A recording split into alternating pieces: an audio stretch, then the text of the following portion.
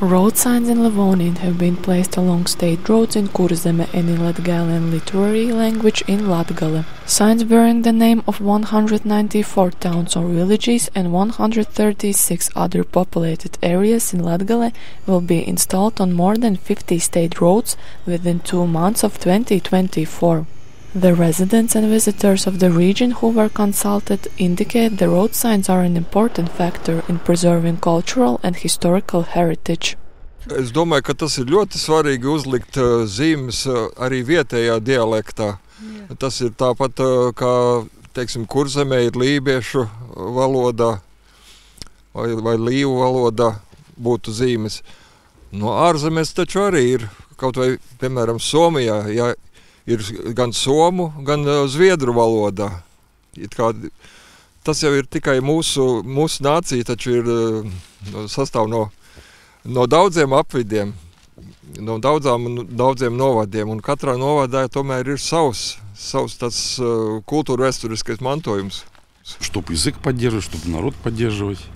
Lai atbalstītu valodu un tautu, piemēram, Francijas provincēs, par to cīnījās. Viņiem pat ir sava reģiona karogs automašīnu numurzīmēs. Tas ir normāli. У них даже флажок своей провинции на номере.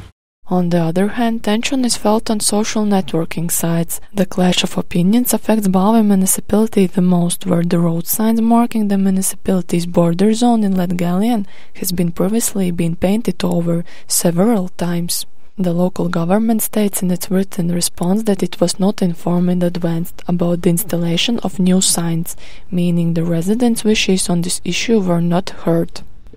Pašvaldība nav vērsies pie projekta realizētājiem ar oficiālu paziņojumu, lai pārtrauktu šo ceļazīmju uzstādīšanas procesu. Sabiedrībā ir pausta neapmierinātība par zīmju uzstādīšanu, jo par to iepriekš tā netika informēta. Teiksim, labi, nevar jau izvietot, teiksim, latgalisko uzrakstu pirms uzrakstu literārajā valodā vai tam līdzīgi, bet tas jau arī laikam šajā gadījumā tā nebija domāts. Tur viņi ir izvietojumi, protams, ievērojot samēru un citu normatīvu aktu prasības, piemēram, attiecībā uz to, kādi uzraksti izvietojumi uz ceļiem, uz ceļzīmēm. Varam jau atcerēties gadījumus arī Rīgā. Daži uzraksti nemaz netika uzņemti ar sajūsmu, piemēram, šie savulaik Milušakova valdīšanas laikā izvietotie ar sirsniņu garumzīmes vietā uzrakstā Rīga.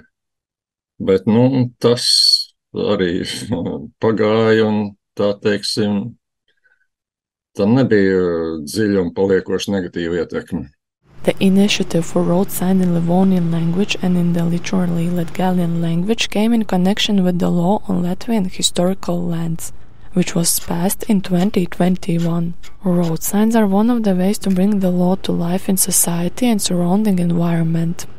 Likums nosaka, ka valsts un pašvaldības nodrošina latgaliskās identitātes un kultūra vēsturiskās vidas saglabāšanu un ilgtspējīgu attīstību. Un tas tam jānotiek, veicinot, atjaunojot un vidēji izmantojot vietvārdus latgaliešu raksturvalodā, tā skatā ceļazīmēs, vietu un ielu nosaukumos. Un līdzīgi arī lībiešu valodā. The location for installing road signs were determined by a working group consisting of representatives from the Ministry of Transport, the Ministry of Justice, the State Language Center and Latvian State Roads.